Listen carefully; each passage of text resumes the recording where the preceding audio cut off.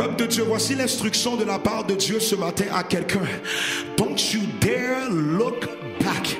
This is the prophetic word, the prophetic decree, the prophetic warning que Dieu est en train de donner à quelqu'un ce matin. Don't you dare look back. Oh, I love the 9 o'clock service. Don't you dare look back. Don't you dare look back. Tu es en train d'avancer, refuse de regarder en arrière. Je sais que c'est tentant de regarder en arrière, mais ne fais pas l'erreur que la femme de Lot a fait. Où est-ce qu'elle est retournée en arrière? Don't you dare look back.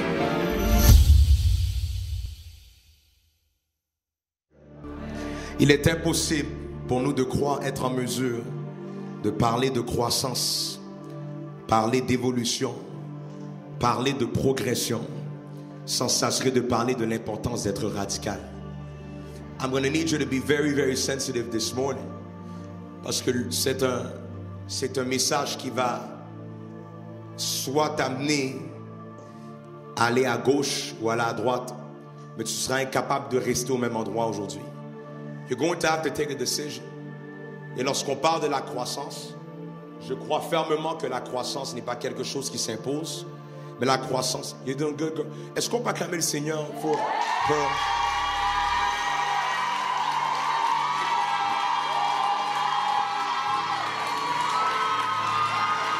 Can we give God praise for Pearl, s'il vous plaît? How old are you? T'as quel âge encore? 17. Elle a 17 ans. And she's an amazing drummer. On rend gloire à Dieu pour sa vie. Comme que je disais avant que j'étais distrait par Pearl, on ne peut pas croire que la progression ou la croissance est quelque chose qui peut être imposé. Mais la croissance, c'est une décision. Et lorsqu'on parle de croissance, on doit indirectement ou même directement parler d'être radical. Dans une chose que je remarque est que dans une époque comme celle-ci, une ère comme celle-ci, la radicalité n'est pas célébrée mais questionnée. I started to understand que la radicalité n'est pas célébrée mais elle est questionnée. C'est rendu que lorsque quelqu'un est radical, on se permet de poser des questions telles que est-ce que c'est vraiment nécessaire? Il me semble que ce n'est pas tout ça. Est-ce que vraiment tu es obligé de faire tout ça? Il y a des questions comme tu ne trouves pas que c'est un peu trop exagéré? Qu'est-ce que tu fais? Tu sais, bro, je ne vais pas dire quoi faire. Je sais que maintenant tu es rendu chrétien, mais il me semble que c'est un peu trop drastique comme changement, non? Parce que maintenant on commence à questionner le fait que la personne est radicale. C'est rendu que même si que c'est un changement radical qui est pour le meilleur, qui amène des résultats positifs, on va quand même trouver une manière de faire paraître ce changement radical comme étant quelque chose qui est négatif, en étant quelque chose qui est toxique, comme si que c'est peut-être trop vite de faire ce changement, peut-être que c'est trop sec de faire ce changement. En fait, ce fléau est tellement présent au 21e siècle que même les actions positives, même les décisions positives ne sont pas à l'abri de questionnement. C'est rendu que lorsque tu prends la belle décision de te marier, on va te dire, hey, est-ce que tu es sûr? Est-ce que tu es vraiment sûr de prendre cette décision? C'est quand même une décision pour la vie, boss. Est-ce que tu es vraiment sûr? C'est comme si que maintenant, c'est pas comme si qu'on questionne avec qui tu te maries, mais on questionne le pas que tu fais à te marier, parce que te marier, c'est une décision qui est radicale. Donc, à cause que c'est radical, maintenant, on a un problème avec le fait que tu es en train de poser ce pas-là. Et you know what's crazy? La personne n'est même pas dans le mariage, mais elle est plus stressée que toi. Pourquoi? Parce que à cause que tu prends une décision radicale, ça amène à ce que la personne soit inconfortable. Inconfortable. Parce que c'est pour la vie. C'est pour la vie. Est-ce qu'on me suit? Ou sinon il y a l'autre extrême, où est-ce que lorsque tu prends la décision de briser un lien d'âme avec quelqu'un et que tu prends la décision de bloquer la personne, on va te dire, bro, pourquoi tu fais tout ça? Parce que maintenant, tout ce qui est radical, c'est problématique. Non, I cannot talk with that person parce que cette personne m'amène à retourner dans le passé. Et on dit, mais non, c'est pas tout ça. You can just stay. Tu sais, t'as pas besoin de bloquer. Au pire, on fait juste mute la personne. Au pire, on fait juste faire ceci, cela. C'est comme si qu'on veut tout, d'une manière ou d'une autre, on veut chercher à diminuer toute forme d'action qui peut être prise, qui est radicale. Malheureusement, de nos jours, tout ce qui est produit de radicalité est sujet de questionnement. Maintenant, si c'était uniquement le cas à l'extérieur du corps de Christ, ça serait acceptable. Mais le problème est lorsqu'on retrouve ce même genre de résistance à la radicalité dans le corps de Christ. Parce que maintenant, on veut faire sentir mal les gens qui s'engagent pleinement à leur croissance en Jésus-Christ. Ah, c'est that again. Parce que là, on veut faire sentir mal les gens qui s'engagent pleinement à leur croissance en Jésus-Christ. On veut faire sentir mal les gens qui s'engagent pleinement à leur appel en Jésus-Christ. Ça t'est déjà arrivé que quelqu'un t'a dit, ah, c'est pas nécessaire de faire ça tout de suite, t'as encore du temps devant toi. And we try to bring you now to calm down. Comme si que à cause que t'allais vite en Jésus-Christ, c'était problématique. Mais quand que t'allais vite dans ta chair, nobody said nothing about it. Quand t'allais vite dans cette relation-là, tout le monde était comme, oh, I'm sure he's the one for you. Mais quand ça disait d'aller vite dans le plan de Dieu, quand ça disait d'aller vite dans la marche avec Jésus-Christ, seulement c'est un problème. On veut faire sentir mal les gens qui s'engagent pleinement à l'avancement du royaume de Dieu. On veut faire sentir mal les gens qui s'engagent pleinement à l'avancement du temple de Dieu. Parce que maintenant on va te dire, t'en fais peut-être trop là de servir à ton église chaque dimanche. It could be too much that every single Sunday you're serving at church. Mais quand que tu sortais à chaque week-end, il y a personne qui t'a dit c'est un peu anormal qu'il n'y a pas un week-end de repos que tu prends. Mais à cause que tu es en train de servir à l'église, now suddenly we feel uncomfortable that every single week you're serving at church. Mais lorsque ça vient à ton entreprise et que tu fais du after hours, du overtime, il n'y a rien qu'on te disait. Mais à cause que tu fais du overtime dans la prière, on dit you're being a bit too much. Tu jeûnes un peu trop, tu te consacres un peu trop. Ce n'est pas nécessaire que tu serves autant. Tandis qu'ils lisent la Bible qui contient le verset qui dit dans Romains 12 verset 1, je vous exhorte donc frères par les compassions de Dieu à offrir vos corps comme un sacrifice vivant. On ose dire que c'est beaucoup d'offrir un dimanche matin quand la Bible nous dit d'offrir notre corps tout entier. Il y a un problème qui est là parce qu'on refuse d'accepter les gens qui sont radicaux. On refuse. C'est comme si que là c'est un peu trop de donner un dimanche quand la Bible te parle de donner ton corps tout entier. C'est comme, don't do this, it's a bit too much, man, to give your entire life. Just give, donne un dimanche sur 2, donne un mercredi sur 3, but every single week. Et voilà pourquoi on n'expérimente pas les bénédictions qu'on lit dans la parole. Parce qu'on lit la parole sans la mettre en pratique. That verse says d'offrir notre corps tout entier en sacrifice. Mais c'est comme si que là, c'est mal vu. C'est mal vu de servir Dieu de tout ton cœur. C'est mal vu d'être pleinement soumis aux attentes de Dieu sur ta vie. C'est mal vu d'être radical. C'est mal vu de se tenir entièrement sur qu'est-ce que tu crois. C'est comme si tu te regardais quand même une porte ouverte pour les choses que tu ne crois pas. That's messed up. Imagine, we're talking to you about you're doing too much or you're being too radical in Christ. What do you want me to be? Tu veux que je sois tiède en Christ? And that's how, unfortunately, les musulmans sont en train d'être à 100% en train de prendre le contrôle. En train de prendre du territoire. You know why? Parce qu'il n'y a pas aucun musulman qui sont 50% in. You're all in. Il n'y a pas d'histoire que tu as 50%. They don't play with that. They don't play with that. So grâce à leur mindset, ils sont en train de reproduire une génération qui va être solide dans leur foi, dans leur croyance. But us, on dit que c'est too much là.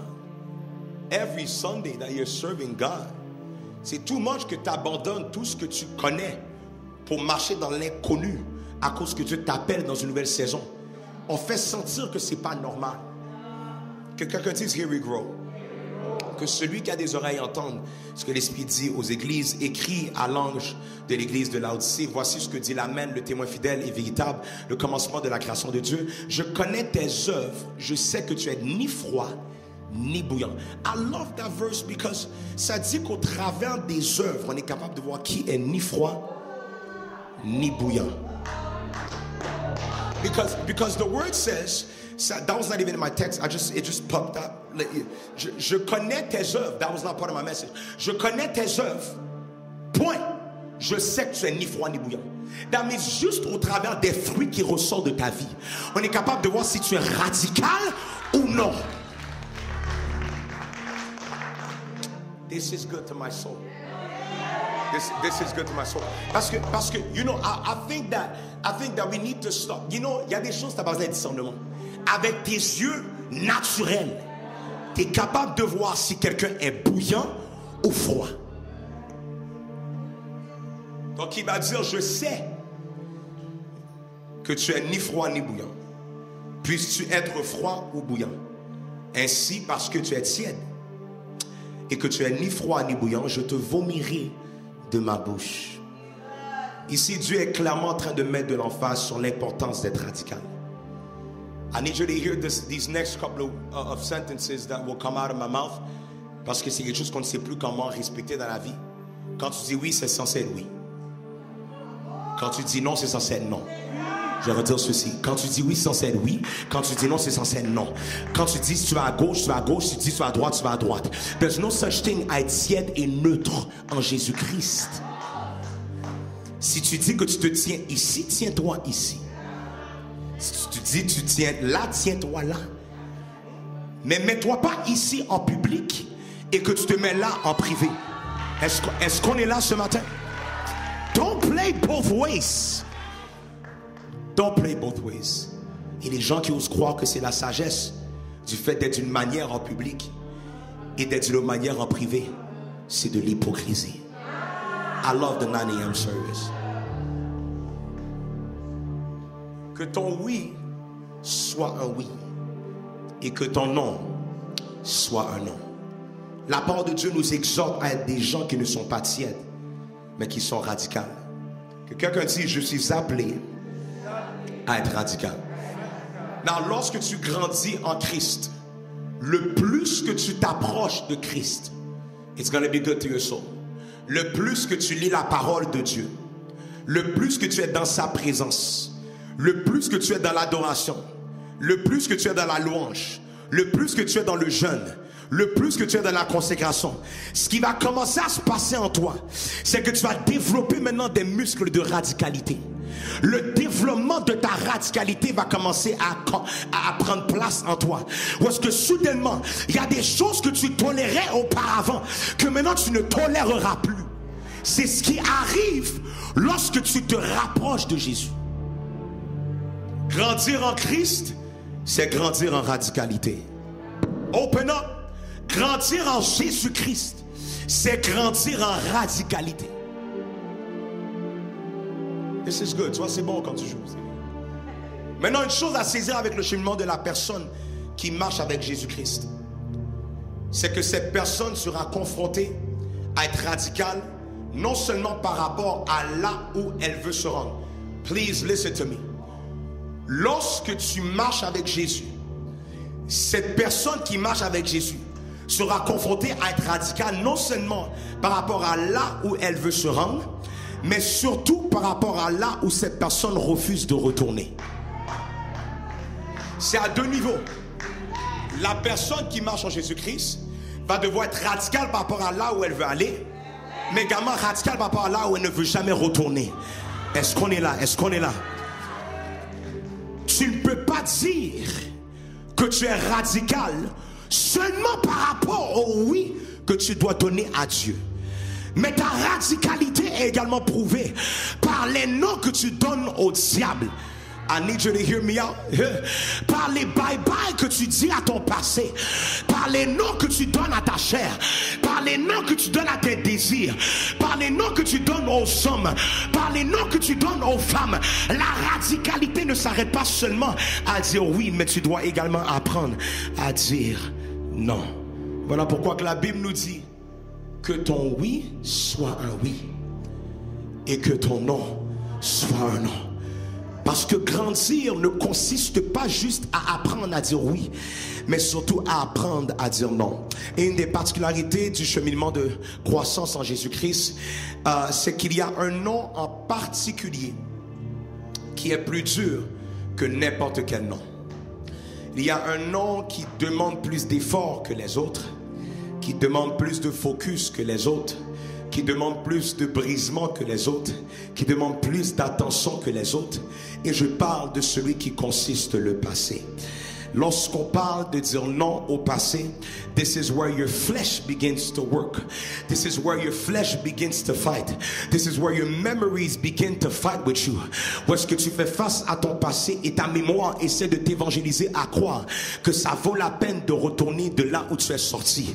Une chose qui arrive dans le processus de croissance de ceux et celles qui sont en Jésus-Christ, c'est que leur alliance envers Dieu, leur alliance envers le Dieu de leur destinée, leur alliance envers le Dieu de leur futur va être testée au travers de l'apparition d'une opportunité de retourner dans le passé. Tu dis que tu as une alliance envers Dieu, tu dis que tu as une alliance envers Jésus-Christ. Watch what happens lorsqu'il y a une opportunité qui se crée et cette porte a comme titre ton passé. C'est là qu'on voit où est-ce qu'il y a des personnes qui ont réellement une alliance ou ceux qui ont juste une émotion. C'est là qu'on voit ceux qui ont une alliance ou ceux qui sont juste en train de chill ou de apprendre à connaître Jésus. There comes a time où est-ce que tu connais trop de Dieu, tu connais trop de Jésus pour te permettre de retourner de là où est-ce que tu es sorti. Did it ever happen to you that you were getting close to a new season, you were close to a new level, you were close to a new dimension, and suddenly you got a no caller ID, you got a call from somebody from your past. Une des choses qui arrive lorsque tu t'approches d'une nouvelle saison, c'est que tu vas seulement recevoir un DM, tu vas seulement recevoir un texte, tu vas seulement recevoir un lien de quelqu'un qui parle beaucoup des choses qui ont pris place dans le passé. Mais lorsque tu comprends que tu es en train d'avancer avec Jésus-Christ, tu ne peux pas reculer avec ta chair. Amen, quelqu'un. Tu ne sais pas si tu as vraiment grandi en Christ jusqu'à ce que tu aies fait face à cette opportunité de retourner en arrière. Tu ne sais pas si tu as vraiment grandi en Christ jusqu'à ce que tu fais face à cette opportunité de retourner avec cet ex. Oh, tu ne sais pas si tu as vraiment grandi en Christ jusqu'à ce que tu aies fait face à cette opportunité de retourner dans l'amertume que tu avais dans le passé. You know when you see that person au centre commercial, au Carrefour Laval, au centre Iten, et que soudainement lorsque tu come across that person qui représente ton passé, you got about 0.5 seconds de prendre une décision. Am I going to let myself go back into a place that I fought so strong to get out of? Il vient un moment donné où est-ce que you gotta take a decision d'être radical. Ou est-ce que même lorsque l'émotion monte, tu dis Eps, descends bas. Même lorsque la pensée monte, tu dis Eps, sors de moi. Tu dois t'assurer de prendre cette décision-là, de ne pas laisser cette porte ouverte pour retourner dans les choses que tu as quittées. Peuple de Dieu, voici l'instruction de la part de Dieu ce matin à quelqu'un. Don't you dare look back. This is the prophetic word, the prophetic decree, the prophetic warning que Dieu est en train de donner à quelqu'un ce matin. Don't you dare look back. Oh, I love the 9 o'clock service. Don't you dare look back. Don't you dare look back. Tu es en train d'avancer, refuse de regarder en arrière. Je sais que c'est tentant de regarder en arrière, mais ne fais pas l'erreur que la femme de Lot a fait. Où est-ce qu'elle est retournée en arrière? Don't you dare look back. Let me help you, let me help you, let me help you. I got a couple minutes. Genèse 19, verset 15 à 17.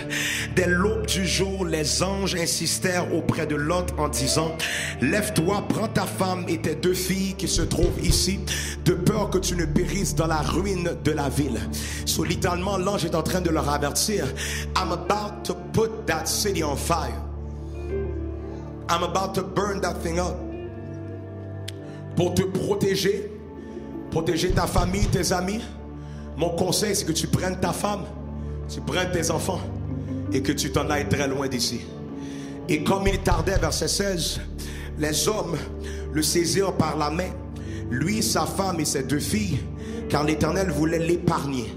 Ils l'emmenèrent et le laissèrent hors de la ville. Donc littéralement c'était l'amour de Dieu qui amenait à ce que un ange puisse envoyer maintenant un avertissement pour dire: oh, get ready, I'm about to burn this city up. Don't stay here. Et voilà maintenant qu'ils vont obéir, ils vont partir. Après les avoir fait sortir, il y a un homme qui va dire à Lot: sauve-toi pour ta vie. Oh, sauve-toi pour ta vie. Voici le problème avec plusieurs. Si vous remarquez, le verset 17 va dire: sauve-toi pour ta vie. Peuple de Dieu, trop de personnes jouent avec le passé comme si ce n'était pas question de vie ou de mort. Il y a des personnes ici, tu sais très bien que tu ne peux pas te permettre de retourner en arrière. Parce que retourner en arrière, une dernière fois de plus, pourrait te coûter ta vie. Now I know that we give the message of grace that's going to make you feel and make you think that you can disobey to the will of God and that you're going to find a way out of it. I believe so. But there's some stuff that we call divine timing, le temps kairos de Dieu. Ou est-ce que si tu désobéis, tu sors du temps de Dieu. Et sortir du temps de Dieu te fait sortir des bénédictions connectées au temps de Dieu. Je ne dis pas qu'il n'y aura pas d'autres bénédictions, but I'm letting you know qu'il y a des choses qui doivent arriver dans un certain timing. That's why dans Luc ça dit que Jésus va marcher sur Jérusalem et pleurer parce qu'ils ont manqué leur temps de visitation. David, il est possible de manquer ta saison de visitation. Il est possible de manquer ta saison de bénédiction. Je ne dis pas que tu ne seras jamais béni, but I'm letting you know que cette bénédiction qui était connectée au mois de mars, le 30 mars, cette bénédiction, you can't find it le 31 because le 31 it's another day. So c'est important de comprendre qu'il y a des choses que tu dois t'assurer de faire dans un certain timing. So quand tu comprends maintenant qu'il y a un timing à chaque chose, tu refuses de jouer avec l'instruction de Dieu. Retourner en arrière pourrait te coûter ta destinée. Je sais qu'il n'y a pas beaucoup de pasteurs qui te l'auraient dit parce qu'ils vont te dire que le juste tombe 7 fois et me se relève. C'est vrai qu'il se relève, mais c'est nulle part écrit que lorsque tu te relèves, la bénédiction est encore là. You did not hear me. C'est pas vrai qu'à cause que tu te relèves que l'opportunité est encore là. C'est pas vrai qu'à cause que tu te relèves que ta femme sera encore là, que ton mari sera encore là. This is good to my soul. Retourner en arrière pourrait te coûter ton futur. Et voici le problème avec la personne qui n'a pas encore mûri en Christ. Winch, I said mûri. Voici le problème avec la personne qui n'a pas encore mûri en Christ. Cette personne ne calcule pas les risques qui viennent avec retourner en arrière.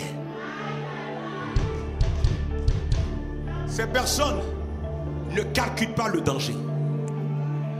C'est comme si que la personne va jamais calculer les risques. Ken, tu sais c'est quoi du monde qui vient, des clients, and you gotta let them know. Voici qu'est-ce qui peut arriver si tu fais cet investissement. Voici qu'est-ce qui va arriver si tu ne te prépares pas pour ça. J'ai commencé à comprendre que les personnes qui sont immatures en Jésus-Christ ne savent pas comment calculer le risque qui peut venir avec tomber dans sa chair et rester dans sa chair. On ne calcule pas le risque de qu'est-ce qui vient avec nous qui veulent vivre dans le péché. On ne calcule pas le risque qui vient avec nous qui veulent être hypocrites et être two-faced devant la présence de Dieu. On ne calcule pas le risque qui vient avec nous qui désobéissent à la volonté de Dieu. Et qu'est-ce que je commence à comprendre avec ça? Parce que ces gens-là sont toujours ceux qui sont victimes.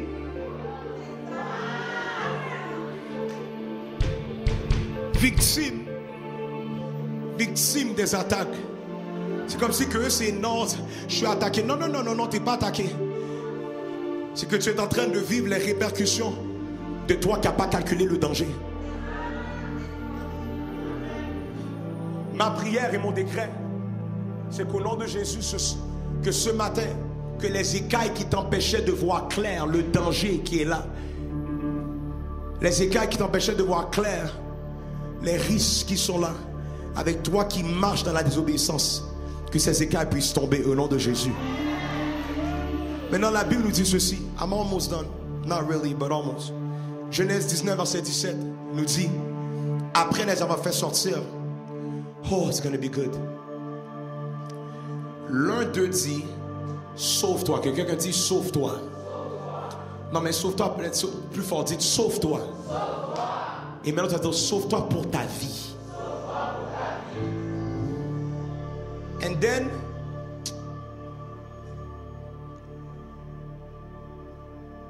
ne regarde pas derrière toi.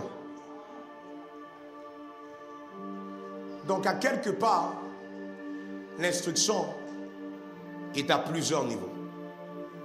Ça dit, sauve-toi pour ta vie. Deuxième étape, ne regarde pas derrière toi. Ce qui veut dire qu'après que tu t'es sauvé de certaines choses de ton passé, ta responsabilité, c'est de ne jamais retourner ou de regarder en arrière. Wow! It did not say ne retourne pas en arrière. It says ne regarde pas en arrière. Parce que lorsque tu comprends le principe, ou plutôt, quand que tu comprends quel est le mécanisme de la tentation, tu comprends que la tentation n'est pas forcément d'être là où tu es, mais c'est de regarder. Voilà pourquoi que la Bible nous dit qu'elle va voir que le fruit était bon. C'est-à-dire, à la vue, elle va voir que c'était bon. Et à cause de ça, elle va manger. Il fallait qu'elle voie quelque chose avant qu'elle puisse pécher. That's why they said, sauve-toi pour ta vie, ne regarde pas en arrière. Parce que dépendamment de qu'est-ce que tu regardes, ça peut te faire tomber dans le péché. Then it says, et ne t'arrête, la suite, ne t'arrête pas dans toute la plaine. So, il y a 3 niveaux. It says, sauve-toi pour ta vie, ne regarde pas derrière toi. Ensuite, ça dit, ne t'arrête pas. À 3 niveaux.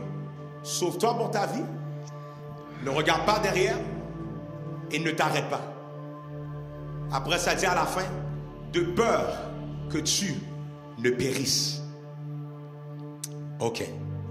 L'autre leur dit, oh non Seigneur, voici j'ai trouvé grâce à tes yeux et tu as montré la grandeur de ta miséricorde à mon égard en me conservant la vie, mais je ne puis me sauver à la montagne avant que le désastre m'atteigne et je périrai. Donc évidemment, là tu es en train de dire, je vois la montagne que tu me dis d'aller, it's a bit too far for me. Can you do something que tu accepterais que j'aille à quelque part d'autre que ces montagnes-là?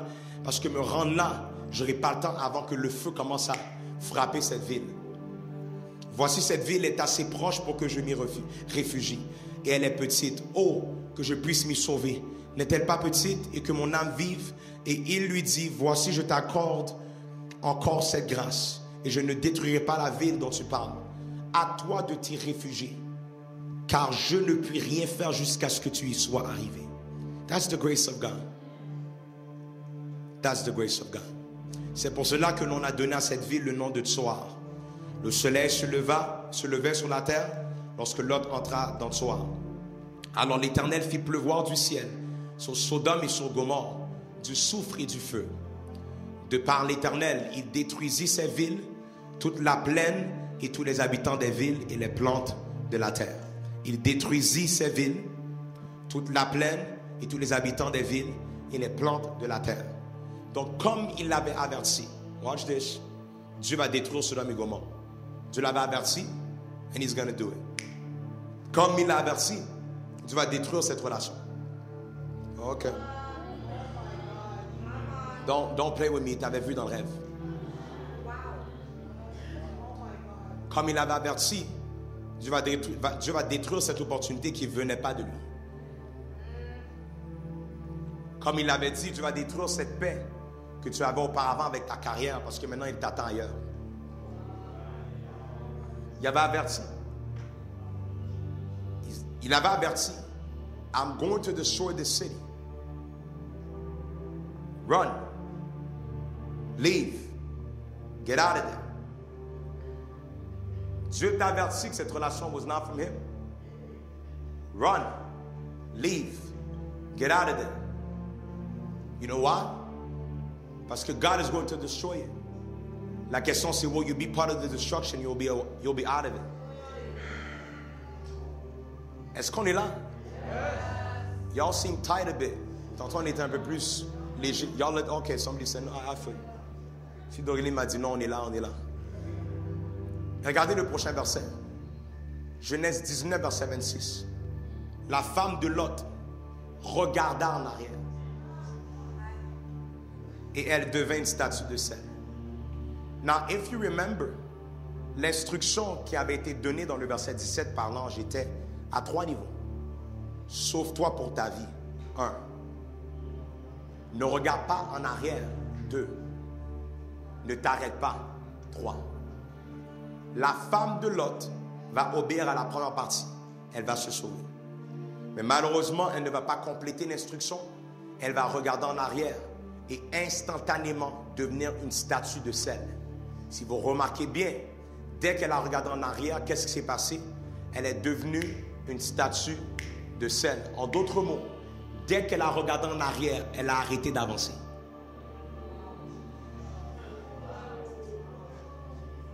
C'est même pas qu'elle est retournée en arrière. You know, you gotta get angry, pas avec le fait que tu retournes en arrière. You gotta get angry avec le fait que tu arrêtes d'avancer. You gotta get to a point parce que ça te dérange d'arrêter d'avancer. You're supposed to move forward in Christ. You know what I mean? Parce que là maintenant, the issue was not qu'elle a retourné en arrière. Non, non, c'est le fait que as soon as she looked back, elle est devenue une statue de sel. You know, the instruction was clear. Sauve-toi pour ta vie. Ne regarde pas derrière toi et ne t'arrête pas. Lorsque tu désobéis au point numéro 2, automatiquement tu tombes dans le point numéro 3. Où est-ce que tu t'arrêtes?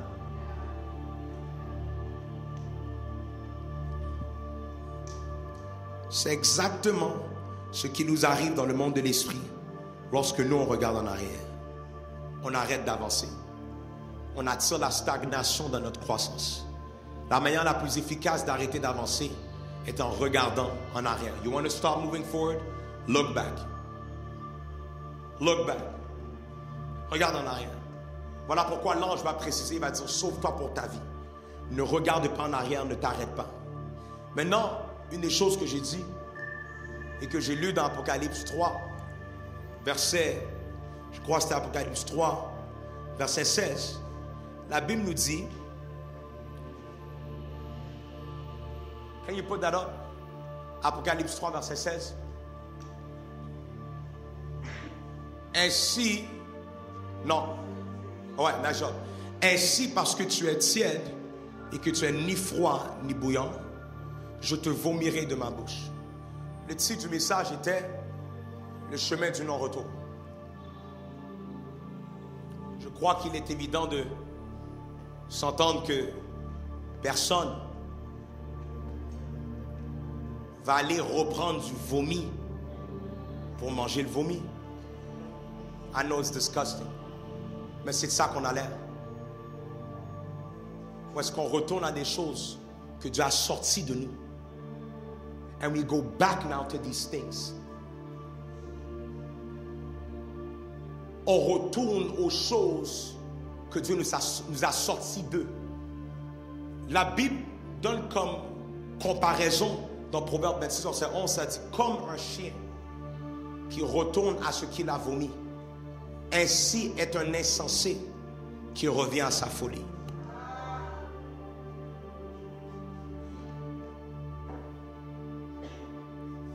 L'autre site que j'avais comme message, c'était Get the dogs out.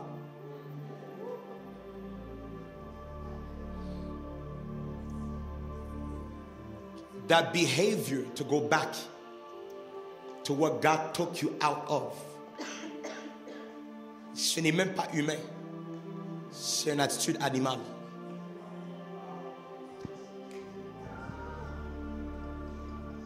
Ce n'est même pas un réflexe humain. C'est un réflexe qui est animal. La Bible va nous comparer à un chien lorsqu'on retourne à notre passé, qu'on retourne aux choses qu'on est sorti d'eux. And this right there is the biggest issue. C'est parce que on oublie que lorsque l'homme qui était malade pendant 38 ans, Jésus va le délivrer à côté de la piscine de Bethesda. Et on oublie que dans Jean 5, mais Jean 5, verset 14. Jean 5, verset 14, s'il vous plaît. On oublie que lorsque Jésus va le délivrer, va le guérir, la Bible nous dit, depuis, Jésus le trouva dans le temple et lui dit, voici, tu as été guéri, ne pêche plus, de peur qu'il ne t'arrive quelque chose de pire. Quand que tu retournes aux choses du passé, tu t'exposes à des résultats qui sont pires que qu'est-ce que tu as déjà vécu. Si vous remarquez bien, Jésus va lui dire, ne pêche plus, de peur qu'il y ait quelque chose de pire qui t'arrive. Il faut qu'on apprenne à calculer les risques, mesdames et messieurs, de nous qui osent retourner dans le passé. Et des choses que j'ai compris avec la croissance, parce que la croissance, elle est prouvée par le fait que, you know what, I'm done going back. I'm never going back again. I'm never going back to what I used to be. I'm never going back. I'm never going back. Il faut que la personne qui est grandie prenne cette décision-là de dire I'm not going back.